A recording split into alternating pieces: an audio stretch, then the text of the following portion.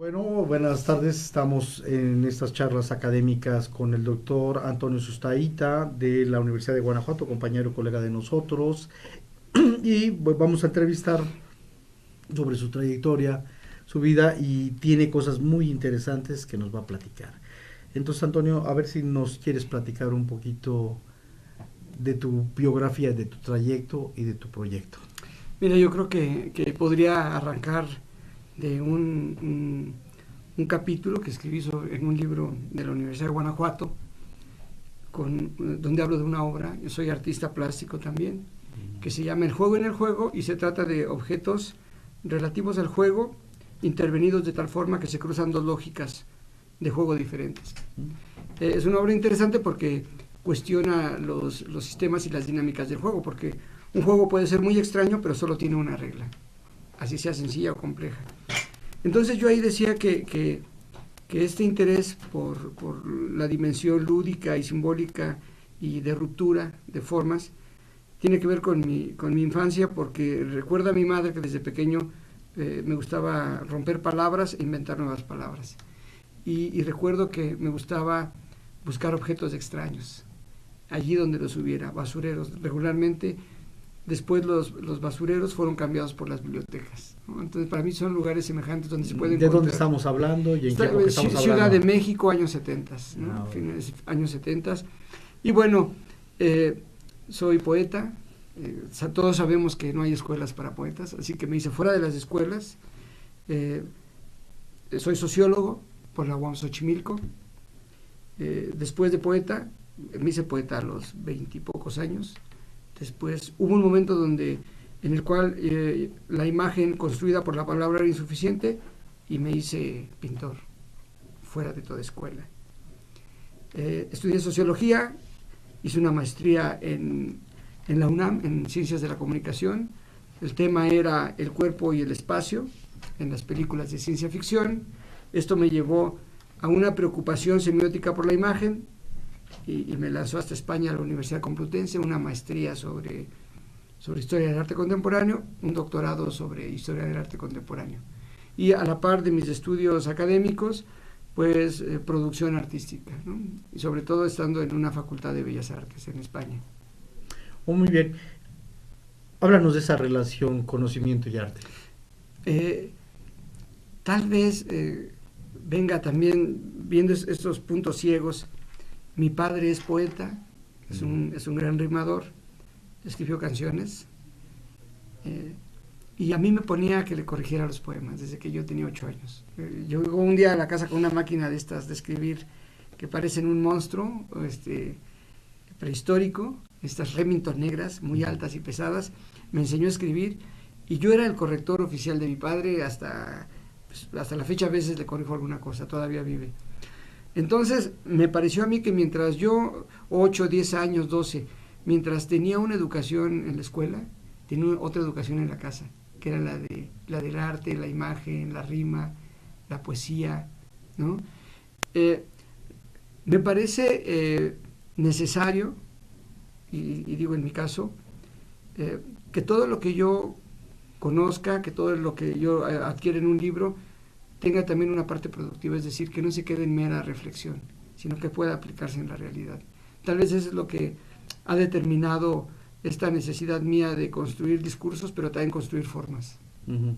¿Y por qué es esa preocupación de que no solamente sea una cuestión reflexiva, estética, personal, sino que pase de manera pragmática o a una utilización, a una aplicación? Mira, yo creo que se debe, yo siempre pensé en el automóvil, en el coche, en la forma. Entonces, desde pequeño, cuando estudié historia y veía que el coche había sido inventado por uno de ellos, Ford, y me parecía que variaba muy poco en forma. Entonces, desde pequeño experimenté una desilusión hacia la capacidad productiva del hombre occidental actual. Es decir, que estaba sometido a un determinado número de formas y ya fuera por su funcionalidad o por cuestiones de mercadotecnia, no había cambios. Que había en la producción desde finales del siglo XIX había habido muy pocos cambios en la historia de las cosas, cómo se producen. Más adelante, cuando ya hice los estudios doctorales, que me metí a estudiar ese periodo industrial, pues realmente me di cuenta de que había otras propuestas, y de 10 o 15 propuestas en términos de forma y función se había quedado con una, y que luego se había explotado nada más esa. Entonces, a mí me parecía como artista y también primero como artista, ¿no? Cuando era chico, que era necesario sorprender a los demás con algún objeto, ya sea encontrado o producido por mí, mediante la intervención o el puro deseo, la pura aspiración lúdica, ¿no? Sí, o sea, tú estudiaste a Ford para ver el One Way, o el mejor camino. Ajá. Y encontraste que había otros artistas que planteaban... Incluso otras industrias, ¿no? Voy a hablar aquí muy rápido Sí, viene. la máquina Remington, Sí. pues fue hecha en los años 1800, en la década de 1880 y tantos, en esa década, y hubo otras alternativas de máquina, y sobre todo hubo una máquina comercial que compitió con, voy a decirle el modelo Remington, aunque no sea Remington, Underwood, que fue el mismo tipo de máquina, que fue la Oliver, con teclas a los lados, como un racimo, y bajaban. Entonces, me parecía maravilloso que comercialmente le hubiera dado batalla Oliver durante 20 años más o menos, 25, a Remington, que era ya el paradigma de la máquina de escribir. Entonces, estas cosas a mí me parecían maravillosas, ¿no? La otra posibilidad, sí. La versión. Diría uno, el lado, la otra propuesta, ¿no? Sí, no, está muy interesante, por ejemplo, en esta historia de las ciencias y de las cosas, de las cosas que es, de la creatividad, de la funcionalidad, de sus aplicaciones, pues es muy interesante, porque también hay objetos que se dejaron de usar, claro. Pasaron a ser objetos muertos y que prometían otra manera o tenían otra racionalidad, ¿no? La racionalidad no era nada más consúmase y tírese, sino que tenía otras cosas, ¿no? Y que se ha venido a revolucionar, bueno, más bien dicho, a comercializar muchas de las cosas hasta la obsolescencia planeada, que es la decadencia de las cosas sin tener más aplicaciones para ser recicladas o utilizadas, ¿no? Socialmente. Sí. Y que de hecho podría uno decir, así como un epitafio de la posmodernidad, la existencia póstuma de los objetos, ¿no? O sea, los objetos casi nacen muertos. Y es común el chiste de que uno va a comprar una computadora y cuando sale con ella, en el escaparate ponen el siguiente modelo. Y la que uno compró ya se dejó de vender ese día, ¿no? Estamos ante ese horizonte de límite de la funcionalidad del objeto y la muerte prematura del objeto, ¿no? Sí, tú habías comentado en una primera parte de tu trayectoria de vida que sí. Entraste a la poesía primero, ¿verdad? Sí. Y que encontraste, bueno, primero me imagino en tu casa ese ambiente donde tienes un papá que es poeta y te tiene la libertad tú de incidir en su trabajo y poder intercambiar opiniones con referencias a las rimas o con referencias a la estructura poética y a los objetos. Esa relación fue muy fructífera, ¿no? En términos... Totalmente, yo creo que me determinó y en cierta medida, cuando la gente me pregunta, ¿tú qué eres? Yo siempre digo, soy poeta, número uno. Y siempre digo, yo nunca he dejado de escribir poesía. La tesis de licenciatura, la tesis de maestría en México, la tesis de maestría en España, la tesis doctoral, yo les digo, son, o fueron en su momento, ejercicios poéticos. ¿Sí? Al punto, mi prosa la he cuidado mucho y la he trabajado mucho, al punto que cuando hice el examen de la presentación pública, de la lectura pública de la tesis en la Universidad Complutense, alguno de los lectores me dijo, Antonio, a mí lo que me interesa mucho es tu forma de escribir. ¿Cómo la conseguiste? Porque no hablas en ningún momento de eso. Me hubiera gustado que hablaras de esa forma de escribir. ¿Cómo llegaste a esa forma de escribir? Y yo lo único que te puedo decir es que yo no me doy cuenta. Lo único que te puedo decir es que soy poeta. Y que lo que está ahí es producto de mi vida de poeta, no es otra cosa. Y por eso yo les digo, parece que no, pero la tesis es un texto poético. Todas mis tesis han sido textos poéticos. ¿Por qué dices que es un texto poético la tesis? O sea, a ver, si quieres, háblame de una en particular, si quieres de la maestría. Sí, sobre todo yo hablaré, yo creo que de la tesis doctoral, que es donde uno diría, como una tesis poética. A ver. Bueno, yo cuando llegué a España, que había conseguido beca de CONACYT y una beca de la SEP, iba muy satisfecho de haber obtenido este apoyo económico en mi país. Y yo pensé, bueno, ya llegué al doctorado y ahora voy a hacer lo que yo quiera, ¿verdad? Por primera vez. No estoy en mi país, donde había limitaciones. En la UNAM, por ejemplo, había limitaciones por parte de profesores para realizar algunas lecturas de obras. Yo estaba trabajando con cine, pero pensé, me parece que lo propio del doctorado es que yo afirme mi ser total en la investigación y luego en la escritura de la tesis, que es el discurso de investigación.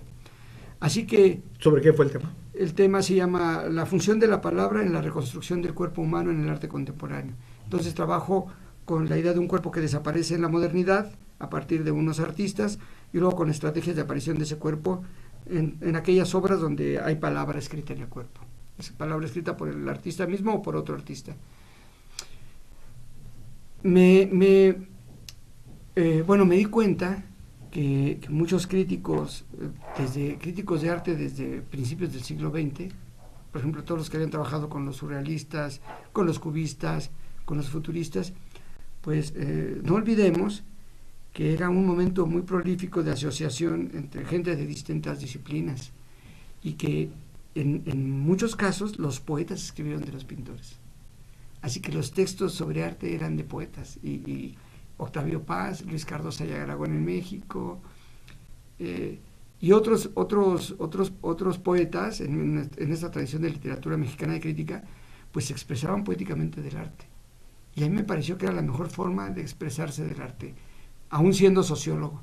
Entonces, yo hice ejercicios desde la tesis de maestría de escribir como Borges, en un conjunto de textos escritos en un diario que apareció en una obra que me parece que se llama Inventario.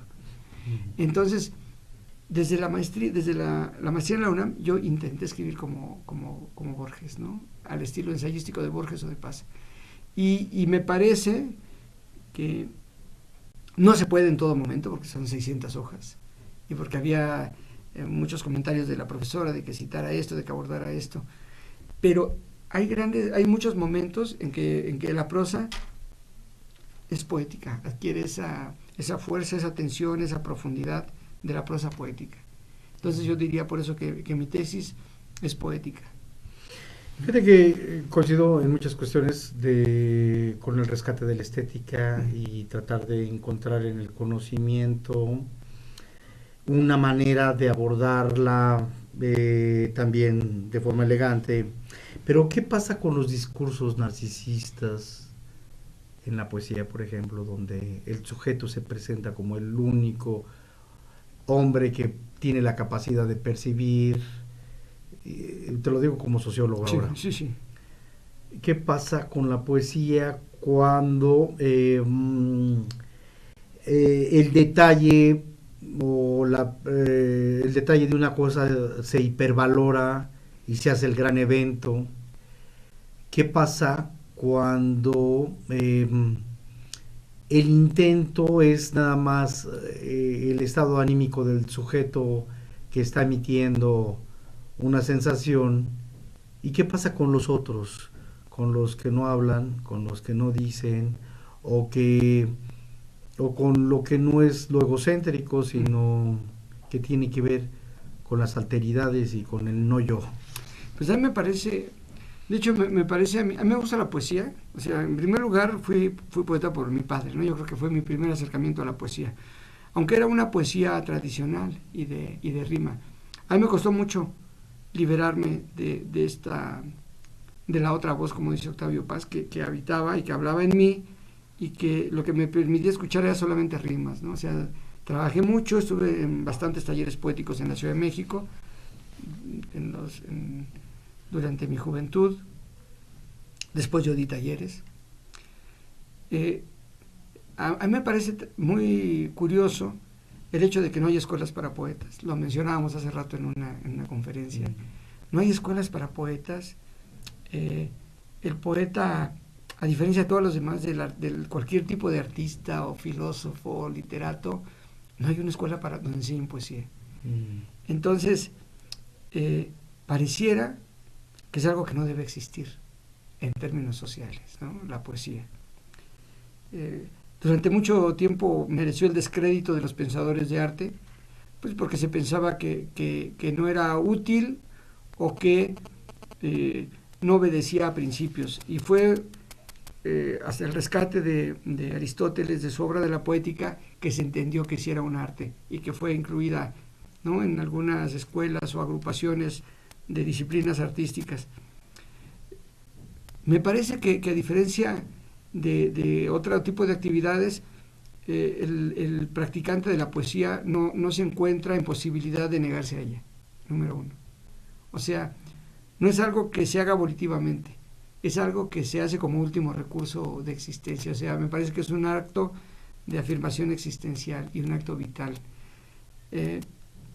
El poeta regularmente pues es denostado por el poder, porque el poeta se convierte en un crítico del poder. Es aquel que lleva a efecto lo que Foucault identificó como parresía o franqueza de palabra. Y yo he dicho en otros foros que el poeta es bueno cuando está muerto. Entonces se le pone a un auditorio su nombre, a un puente como los puentes de los poetas en Santa Fe, Ciudad de México. Pero cuando está vivo es molesto. Es molesto por muchas cosas. Una de esas es esta que comentabas. A los que no escriben poemas les molesta esta centralidad discursiva. O sea, ¿por qué habla él cuando nadie más habla? Y decía Luis Cardoso y Aragón en un poema en un ensayo sobre Antonin Artaud, que el poeta en cierta forma es como el pararrayos de la humanidad, ¿no? Él recibe esas descargas que en beneficio suyo no llegan a los demás, pero que los demás se enteren. Entonces, me parece que no hay una opción en el poeta de no escribir. No escribir para no molestar al otro. Y recuerdo un poema de Juan Gelman, que acaba de fallecer, de Gallagher Bentham, y dice: cuando Gallagher Bentham murió, ocurrió un extraño fenómeno. A las vecinas les creció el odio como si hubiera aumentado la papa. Feroces y rapaces, y habla de todo el odio que le tenían a Gallagher Bentham, porque no solo escribía poemas, sino vivía de una forma que no era aceptada por los demás. No tenía hijos, era libertino. Entonces, esta libertad a ultranza del poeta, como la del artista, molesta al grupo consolidado socialmente, ¿no? Al grupo normalizado. Por otro lado, recuerdo esta cosa que dice Rainer Maria Rilke en Cartas a un joven poeta, donde le dice: si puedes escribir, no te metas en problemas, deja de hacerlo. Si no puedes escribir, o si tienes la posibilidad de no escribir, olvídate, no seas poeta. Son mucho más problemas los que vas a tener si escribes que si no escribes. Entonces me parece eso, que no hay salida, que asume el poeta una función que no tiene otro, que critica el poder, que sabe que tiene que formarse en un mundo donde no hay escuela para él, que arrastra en muchos casos la radicalidad de ser un otro sin parangón, y que parece que solamente se puede volcar entre prostitutas, ladrones y toda esta ralea que acompañó a los poetas beatniks, ¿no? Y que de plano prefirieron dejar las universidades e irse con este grupo de drogadictos, prostitutas, ladrones. Así lo podría plantear yo. O sea, sí es muy difícil, me parece que es difícil el mundo de la poesía, y me parece que también en muchas otras circunstancias el poeta, en beneficio del poder, pues le ha brindado espacios, ¿no? Para que, o sea, los contemporáneos de México, ¿no? Donde estaba Pellicer, donde estaba el joven Paz, donde estaba Villaurrutia, ¿no? Entonces ha habido este juego de amor y odio entre la poesía y el poder, y de no aceptación desde el punto de vista social, ¿no? Porque el poeta es el ser anormal, igual que el artista, que el pintor, ¿no? Sí, bueno, yo pienso que hablas como si el poeta fuera una sola cosa. Yo pienso que hay gamas de poetas, y no para hablar de buenos o malos, sino para hablar de quien hace una rima y le gustó mucho el juego de las palabras, mientras que al otro le interesa también el efecto de las palabras y la trascendencia de las palabras. Y ahí sí estoy de acuerdo con Walter Benjamin, ¿no? En términos de que la poesía y el arte, etcétera, permite hacer actos de liberación al sujeto, le permite replantearse. Pero también está por el otro lado Y yo me acuerdo que en el debate de la ciencia está todo una cuestión, ¿no? La cuestión de la ciencia y la retórica, en la manera de decirlo, y entonces, ¿qué acomodamos en la manera de decirlo? Claro, se ha discutido y está muy interesante este debate de la retórica, y y en algún momento citaste tú la mayéutica, ¿no? Sí. Cómo vas a través de un ejercicio intelectual describiendo las cosas como lo utilizaban los griegos, y era un ejercicio muy, muy importante, ¿no? También señalabas de hablar con el corazón. Bueno, entonces aquí es quién habla, precisamente es el debate de quién habla y qué dice, y en este escenario complejo, para quién lo dice, para qué lo dice, ante quién lo dice, también un poquito de retórica aristotélica, ¿no? Pero sí, cierto, en las palabras, cómo recuperar la palabra, ¿no? Y cuando la palabra este puede permitir conocer más. Yo creo que también en estas figuras la bohemia limita mucho, ¿no? Sí. Porque, bueno, pues aunque te vayas con las prostitutas, etcétera, etcétera, que no lo veo en ningún momento como pecado ni nada de eso, pero, o sea, el término de buscar, Ajá. de explorar, de generar nuevos sentimientos o de plantear narrativamente otra perspectiva, yo creo que ahí está también su riqueza. Sí, sí, bueno, mientras hablabas estaba yo pensando en cuando construyes estas figuras del acto del habla, ¿no? O sea, quién habla, para quién, dónde, qué dice. Estaba pensando yo en una cosa que he estado trabajando últimamente y que tiene que ver con los discursos, cómo la palabra, pues, ni la recuerdo, es Odisea Celitis. Y dice en un aforismo, joven, recuerda que la palabra te sirve tanto a ti como a aquel a quien te asesina. O sea, ¿de quién es la palabra? ¿No? Y mientras hablabas yo recordaba este movimiento que hubo en Alemania de poesía concreta, que fue posterior al nazismo, y que se dice que lo que buscaron los poetas de este periodo fue devolver a la palabra a su nivel más bajo de infancia, de no hablar, y eran sobre todo como balbuceos, ¿no? Para buscar un lenguaje que había sido totalmente controlado, sometido por el poder nazi, ¿no? Me parece que la palabra, la poesía no tiene siempre que ver con el bien decir o el buen decir, el decir bien las cosas o decir cosas buenas. Y agradables. Exactamente, o sea, sí creo yo que todo poeta es preciosista en su formación, así como casi cualquier pintor es academicista en su formación. O sea, si era difícil que alguien llegara a pintar con una nueva técnica si no parte de lo académico, ¿no? O sea, de la representación mimética. De igual forma, me parece que no existiría el poeta, o sería muy difícil la existencia de un poeta que no partiera del estudio de las palabras. O sea, el poeta, y lo digo como yo, un poeta no solo escucha las palabras, las ve el color que tienen, la sombra que proyectan, la forma en que se acarician unas con otras, y lo que hace, o sea, lo que yo hice a partir del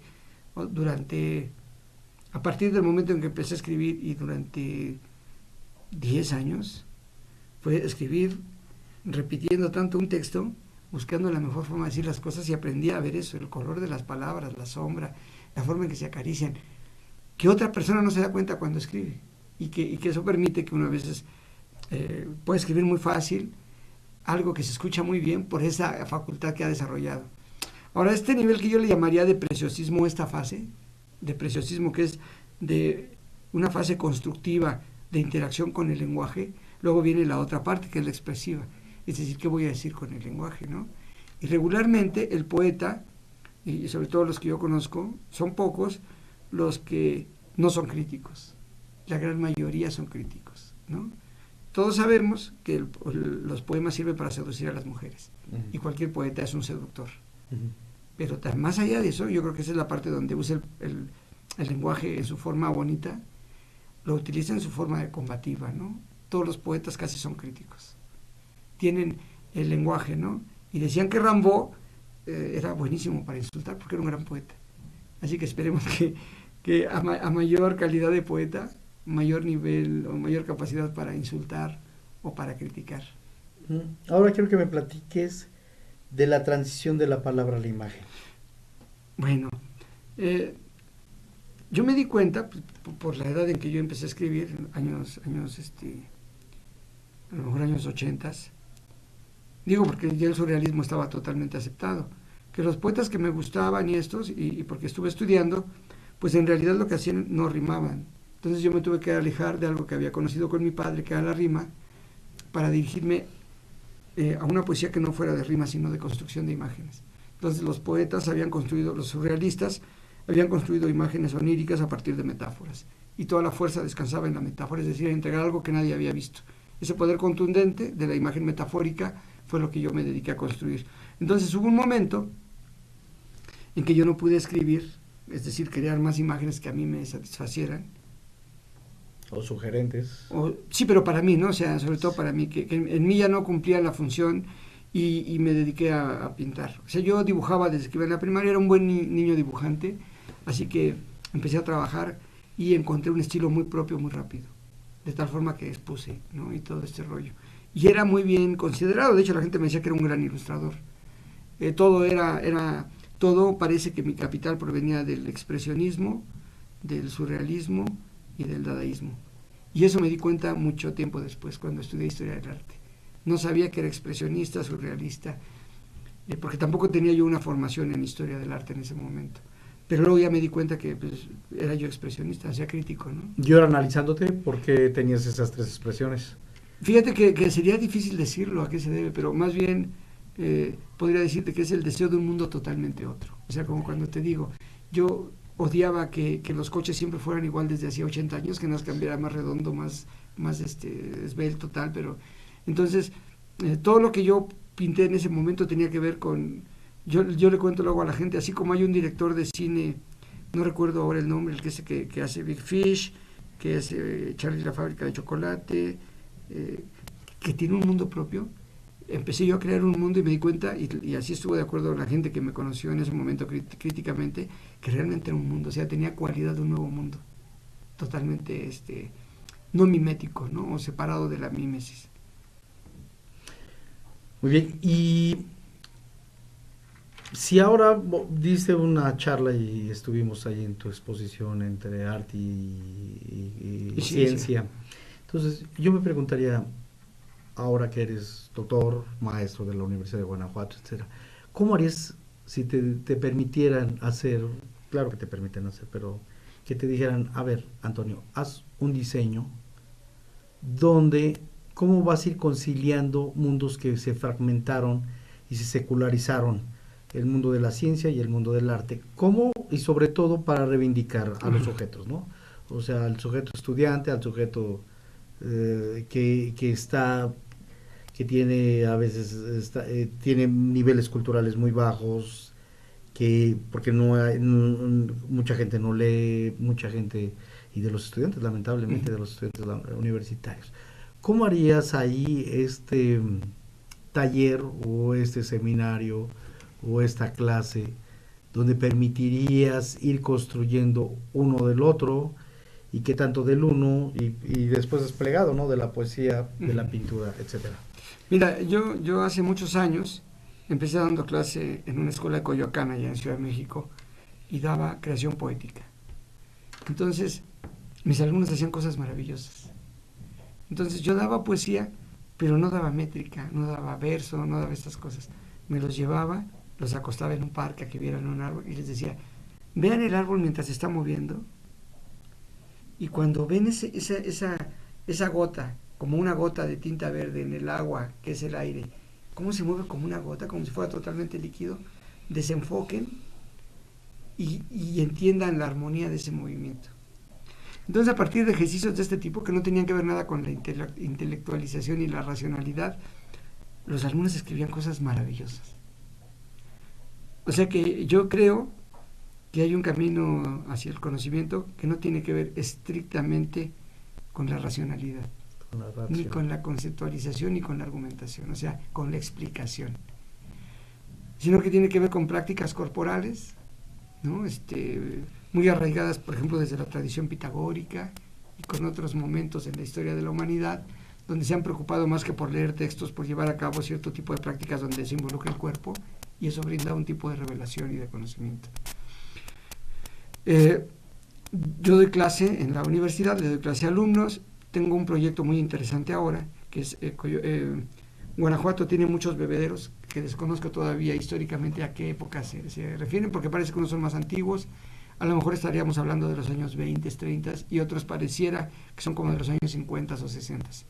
Entonces tengo un proyecto que consiste en la destrucción de la galería de arte en favor de la institución de una galería que está en la calle.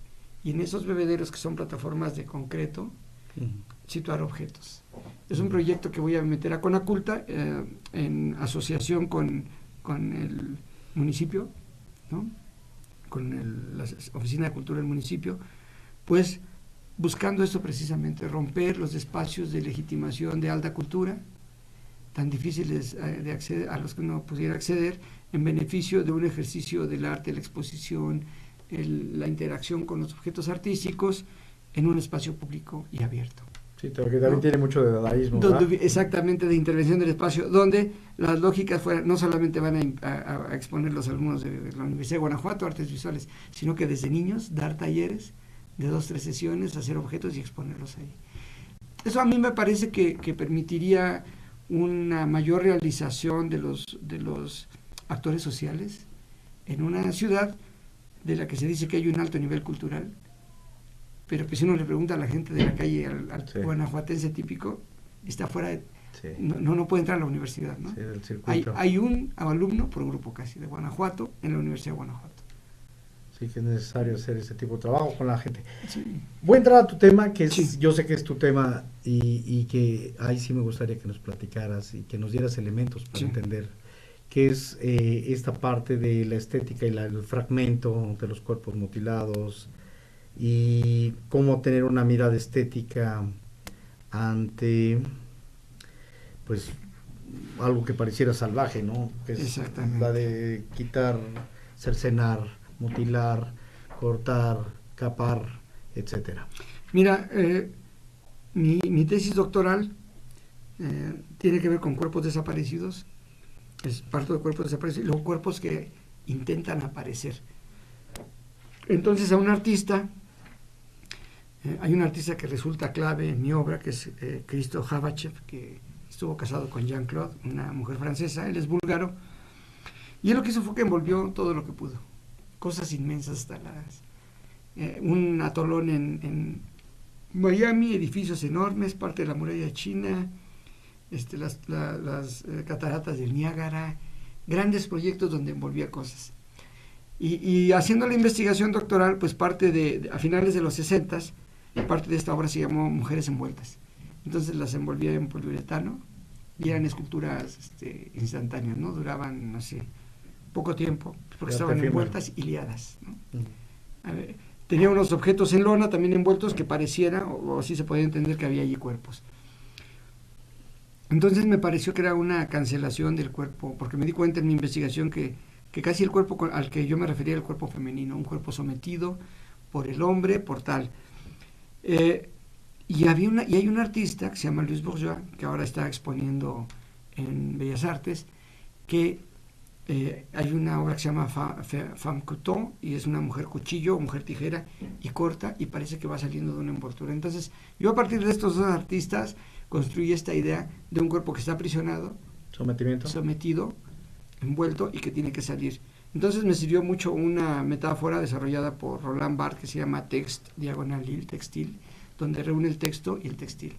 Entonces él dice que el texto nos confecciona, el texto que el discurso de uno sobre otro, y nos envuelve al tiempo que nos desaparece, nos hace desaparecer. Así que las estrategias textiles, por un lado serían de encubrimiento y por otro serían de lucha contra este poder que nos envuelve y nos atrapa y nos lía y todo. Clasifica. Entonces, esto yo lo había desarrollado hasta llegar a la automutilación en el accionismo vienés, y luego con artistas como Marina Abramovic. ¿Con la oreja de Van Gogh te refieres a lo de automutilación? Sí, pero sobre todo posteriormente, no en el caso de Van Gogh, sino en el caso de artistas que se mutilaban y ponían signos en su cuerpo con mutilación. Finales de los 60, que es cuando ocurre esto, principios de los 70. Y estaba yo ya trabajando, ya la tesis ya estaba terminada, la estaba corrigiendo, cuando en el año 2006 me entero de una noticia en un bar o discoteca de Europa, en Michoacán, que se llama Sol y Sombra. Llegan y a medianoche arrojan 5 cabezas de plástico negro, y en cuyo interior de cada una de ellas hay una cabeza, parece que recién fragmentada, porque en las fotografías se ve lleno de sangre. Y para mí fue un shock, no por lo horroroso del acto, sino porque eso que estaba planteado ahí, yo lo podía entender en términos estéticos. O sea, era muy semejante a obras que yo había trabajado, donde había mutilación simbólica, no real, de partes del cuerpo por la cámara fotográfica, palabras escritas en cada parte. Y pensé, caramba, esto es la continuación de mi tesis. Entonces me puse a escribir sobre eso y empecé a presentar en congresos cosas. Terminé la tesis, seguí con eso en un lugar, en otro. Pues algunos me decían que era interesante, me felicitaban, no pasaba de eso. Presenté como en 7, 8 congresos y coloquios aquí en México. Y en el año 2012 presenté en el TEC de Monterrey, Campus Ciudad de México, y se llamaba algo así como desarticular el cuerpo para articular el mensaje, ¿no? Un cuerpo que se convierte en signos y luego se articulan junto a palabras. Me interesaba el cruce de la dimensión corporal, orgánica, con la semiótica, con la simbólica, ¿no? En términos prusianos. A los suizos, que fueron los que lo organizaron, les pareció muy interesante. Me invitaron. Yo contaba en ese momento como profesor de nuevo ingreso PROMEP con recursos. Armamos un paquete muy interesante.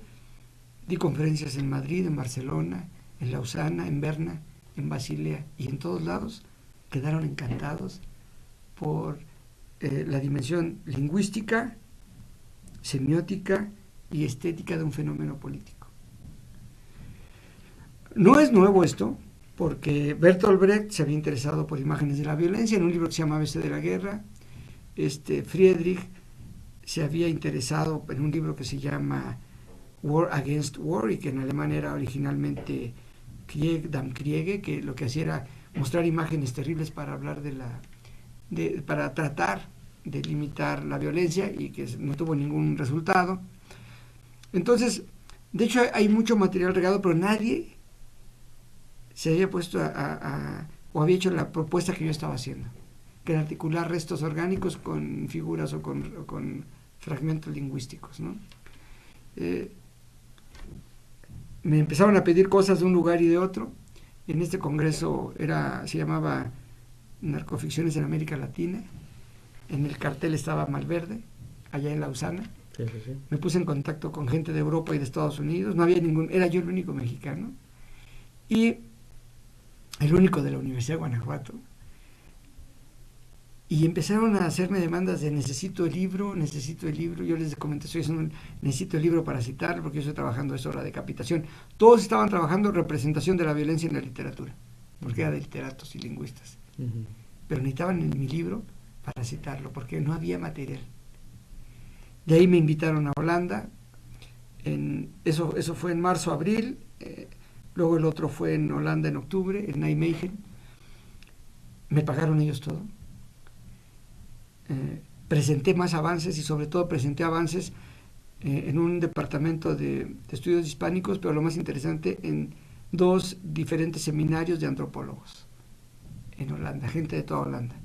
Y el tema les pareció fascinante, por la forma que yo había resuelto la lectura estética de un fenómeno político. A ver, sí. A mí me brinca y está interesante. Sí. O sea, ¿desde dónde hablas de lo estético?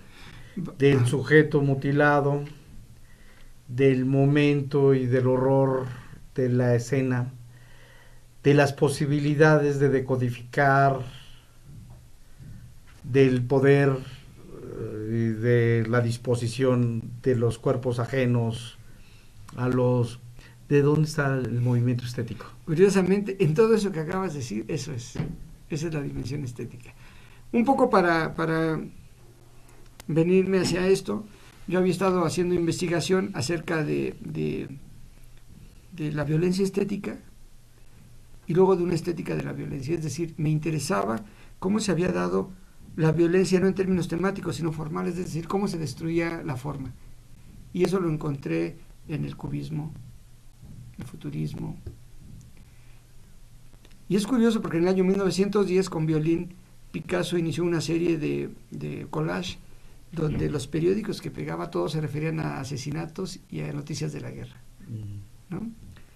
Me interesaba porque la forma parecía fragmentada.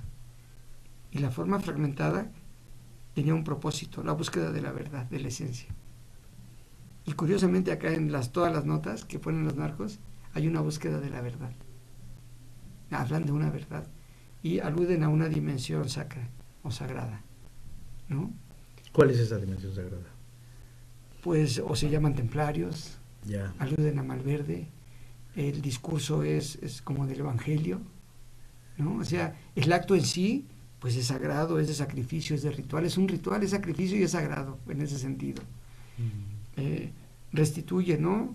O nos envía a la fundación de lo real, social. Sí, pero no es una oblación, por ejemplo, en una oblación, sí, en un acto de autosacrificio, pues uno se va de rodillas, uno se flagela, pero ahí no, ahí es el otro a quien se mutila, a quien se corta, y entonces ahí en esta parte, pues no sublime, sino, no, claro, no abyecta. Abyecta, ¿no? Mira, hay varios libros por los que me estuve moviendo, varias obras. Número 1, pues, De Inmundo Apofatismo y Apocatastás, un libro de Jean Clair que se llama Lo Inmundo y habla de la estética abyecta, cuerpos destruidos. Paul Virilio. No es fascista esto. No, es de arte contemporáneo. Paul Virilio, Arte Despiadado, ¿no? Que habla de cómo el arte contemporáneo recibió la herencia directa del fascismo alemán, ¿no? En los campos de concentración. Y un montón de obras más semejantes a esta temática. Entonces, yo soy doctor en arte contemporáneo, así que yo tenía todo el capital para entender el tema del cuerpo. Y sobre todo me parecía estético por este aspecto de que se construía un escenario, un teatro, era algo espectacular, y en ese sentido también era una composición. O sea, los cuerpos se dejaban de tal forma, con el cartel de tal forma, sí, había una composición. Y esto me remitió, por ejemplo, al asesinato como una de las bellas artes de Quincy, ¿no? Y a las notas de Miguel Ángel sobre la forma de representar muertos para crear patetismo de las guerras. Entonces, metiéndome en eso, leyendo a Susan Sontag y un montón más de gente especialista, pues me di cuenta que había una estética del dolor y del sufrimiento y de lo abyecto y de la destrucción de los cuerpos. O sea, había ya bases estéticas para construir eso. Así que lo único que hice fue reunirlo todo, desde, por ejemplo, Hans Holbein, con la danza macabra, ¿no? Que cumple una función didáctica a la exposición de la muerte. Y luego, ahora que fui a la Ciudad de México, me encontré un libro de Paul Westring que se llama La Calavera, que también habla de Zombantli, de Posadas, de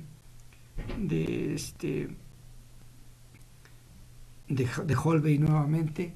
Sí, me habías platicado de la guillotina y yo te diría de Sade, ¿no? También Sade, sí, por ahí en las partes del placer, del utilizar el dolor para el beneficio. Pero sobre todo a mí me interesaba no solo el dolor, porque me hubiera podido ir por otro lado, y sobre todo por algo que había planteado el más grande estudioso, yo creo, actual del cuerpo es David Le Breton, pero no me interesaba solo el dolor, sino la mutilación. O sea, no quería desviarme. A mí lo que me interesaba era explicar por qué un cuerpo se rompe y luego se rearticula con palabras para formar un mensaje que yo le llamé estructura corpolingüística, ¿no? Donde el sujeto no decidió hacer ese mensaje. Pero parece que en el lenguaje dice, me pasó esto, se habla todavía. Yeah. Está muerto, pero no está inanimado. Entonces, todas estas cosas son las que comento en ese libro que yo espero publicar en cuanto esté. No, ya está en la editorial. Ya hicimos la primera lectura con el corrector y saldrá en 2 meses.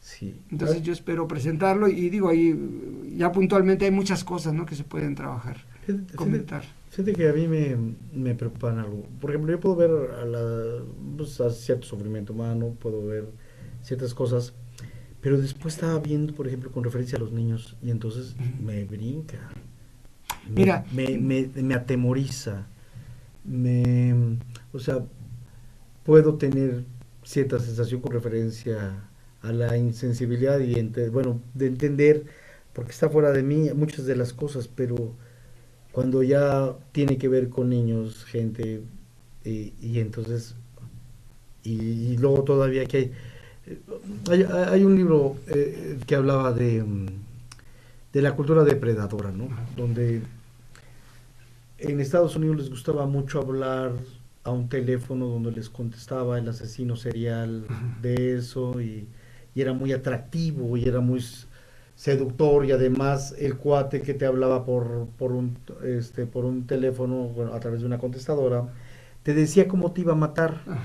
Me sorprendió también cómo también en un acto, pues no fue romántico, parecía a principio erótico, donde un señor obeso homosexual, y un asesino le iba diciendo cómo lo iba a destajar y cómo se lo iba a comer. Y finalmente fue un acto de voluntad donde supuestamente ese señor obeso le dice al asesino, pues cómeme. Y el otro, ni tarde ni perezoso. Y entonces, bueno, me confluye donde el acto de cinismo, el acto de dolor, el acto del abuso, sobre todo del otro, porque a veces yo me he fijado, sobre todo con relación al poder, que cuando hay un niño que abusa sobre otro niño, no se da cuenta del dolor hasta que el niño le contesta y le pega con fuerza, y entonces cuando siente el dolor se da cuenta de que no está sintiendo, no está haciendo cosas agradables a la alteridad, al otro sujeto, al esto. Entonces, en este y en el discurso cínico, como se señalaba, hay un discurso cínico de cuando el poder te dice, sí, bueno, pues es gente que ya no tenía remedio, que se hacía insensible, pues permitía, por lo menos en la reacción, también mostrar, ¿no?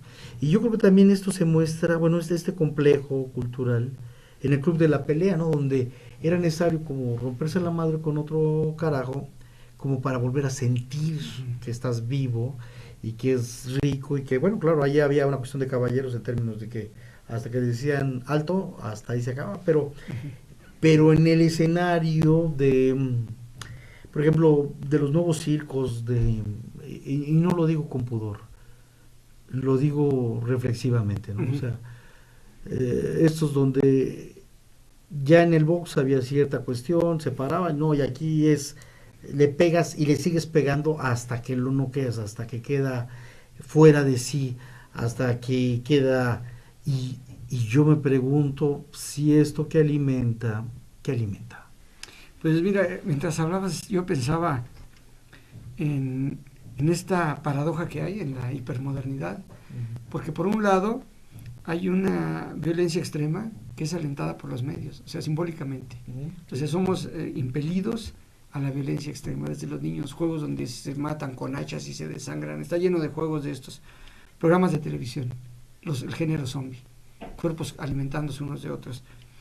Y por otro lado hay un llamamiento a la ética que me parece ya un rasgo esquizofrénico de la sociedad contemporánea o hipermoderna, ¿no? Una disociación total, un llamado a la ética discursiva y una proliferación simbólica de violencia sin ningún control. Digo que me parece peligroso por eso, porque es una muestra de esquizofrenia, o sea, es una sociedad totalmente rota, ¿no? Fragmentada, insensible, sí. Y ahí está la estética. Y sí, había una estética, o sea, mira, yo cuando doy clase de esto a veces pongo una imagen y dice, no puedo ver un artista mutilado con una herida. Me digo, a ver, la mayoría de ustedes en la casa tienen un Cristo y comen bien. Claro, sí. Ustedes van al cine y ven una película de zombies, están comiendo el sándwich, las palomitas, bebiendo, y un cuerpo arranca a otro y le saltan las vísceras y la sangre. Digo, ¿cuál es la diferencia? Son objetos simbólicos y en ese sentido tienen el mismo estatus. Claro que la representación, la construcción de la representación es distinta, uno es ficción y otro no es ficción, pero están muy cercanos en términos estéticos, ¿no? Y a mí, honestamente, como un estudioso de este tema, sí me parece peligroso este consentimiento por parte de las autoridades, que yo creo que sí se deberían regular los contenidos, porque están construyendo a seres totalmente desviados, cuando a un niño se le permite que los juegos que practica sean de destazamiento de cuerpos y sangre y vísceras, y que eso lo vean como algo premiado con puntos ahí en el Sí, videojuego. el rollo compulsivo, ¿no? Totalmente. Muy bien, pues Antonio, está muy interesante el trabajo, nos gustaría conocerlos, esperamos que lo vengas a presentar a Celaya. Sí. Yo no sé si algo más que quieras que reflexionemos tú, yo, el público de este medio, que te gustaría abordar Pues para cerrar. pues me parece más bien que la discusión, así como la has llevado, ha sido muy enriquecedora, porque hay cosas que yo ni siquiera me había preguntado. Estoy muy satisfecho porque se me permitió, pues, contar mi historia, ¿no? O sea, que en realidad es la historia de construcción de discursos y de imágenes y de formas, y hacerlo por este medio. Es una fortuna que la Universidad de Guanajuato y Campus Celaya tengan este medio de acercamiento, ¿no? Y de conocimiento de profesores que estamos produciendo cosas, y que a veces en la estadística desaparecemos, ¿no? Se dice determinado número de profesores de tiempo completo, Sí, con apoyo PROMEP, SNI y tal, y no saben qué es lo que hacemos, ¿no? Entonces, yo sí quiero agradecer eso, me parece una gran oportunidad, un gran proyecto, y que siga adelante, ¿no? Con esto, que sean muchos los profesores que pasen por aquí y que puedan hablar de preocupaciones tan personales, pero también tan ligadas a su ámbito de trabajo y a su formación académica y luego ya postdoctoral, ¿no? Claro, y además a la preocupación, claro, como sujeto social. exactamente. Pues yo te agradezco mucho, Antonio, y esperamos mucho. Yo invito a que conozcan tu obra, y y sí, hay mucho que ver, y efectivamente yo creo que también a veces hay que salir lo que estás proponiendo de hacer arte popular, digo, hacer popularizar Sí, las cuestiones. hacerlo accesible, ¿no? Al Accesible, gran todo público. eso, yo creo que sí. Y aquí en Guanajuato, donde hay grandes concentraciones y por lo tanto grandes diferencias también sociales, culturales, económicas, es fundamental. Y bueno, a mí también me gusta porque hasta ahorita en tu conferencia nos empezamos a conocer, pues estamos Sí. interesados en seguir las pistas Mira, y compartir los cuando trabajos. ustedes deseen, yo estoy dispuesto a participar en cualquier seminario, charla, conferencia, ¿no? Para los alumnos. Que la verdad los vi a los alumnos en la conferencia muy abocados, muy dialogantes conmigo, ¿no? Con el expositor. Sí, no, estuvo muy interesante, muy diferente. Bueno, Antonio, pues te damos las gracias, y posteriormente ojalá volvamos a platicar, que nos platiques, nos lleves, o que quieras exponer algo, pues es tu espacio, y este es el espacio universitario. Muchas gracias. Sale, muchas gracias.